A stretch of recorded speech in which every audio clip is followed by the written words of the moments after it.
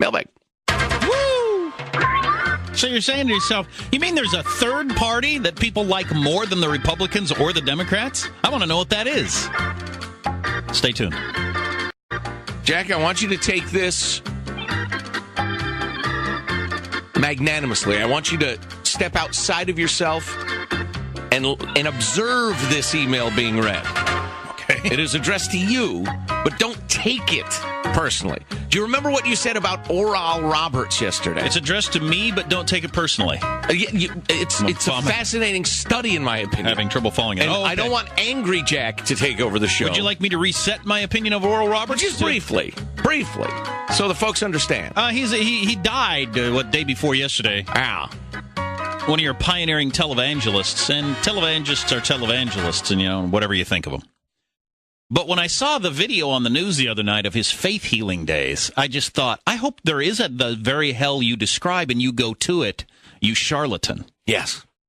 Thief, liar. Going around raising money by claiming to heal kids with polio, taking advantage of desperate, sad people.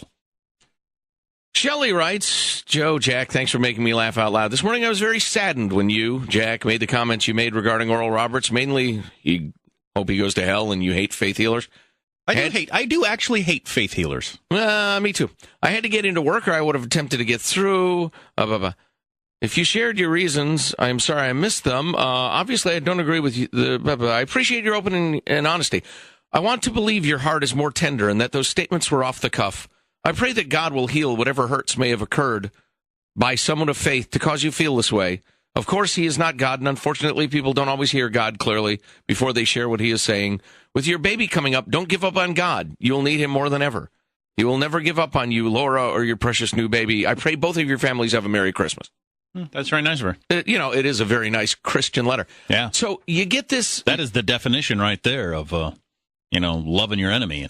Yeah, because you are clearly her enemy. Yeah. So you get this note from Shelley. I hate my enemies. I don't love them. She does. I want them dead. She's obviously a better person than me. So you get that. And then I was listening to another radio station that was discussing Oral Roberts, and a woman called in and discussed how at the age of 10 and her sister was 7, somehow the channel got flipped to one of those faith heal-a-thon things. And she and her sister, as children, could see that it was patently false and patently wrong, and at that moment became atheists. Wow. And the woman now, the older woman's a Jew, and her younger sibling, who's now grown, is now an atheist. And what boggles my little mind, which is easily boggled, frankly, my kids amuse themselves by boggling my mind sometimes, is that Shelley takes your trenchant criticism of Oral Roberts as somehow going away from God. Not even a rejection of Christianity, a rejection of God in general.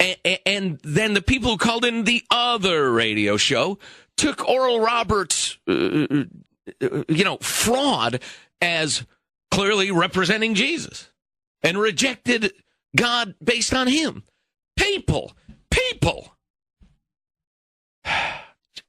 Human beings floundering, fraudulent, stupid, irreligious, blasphemous, or perfect, in your opinion, gyrations in worshiping God, whether they're terrible or wonderful, that's the people.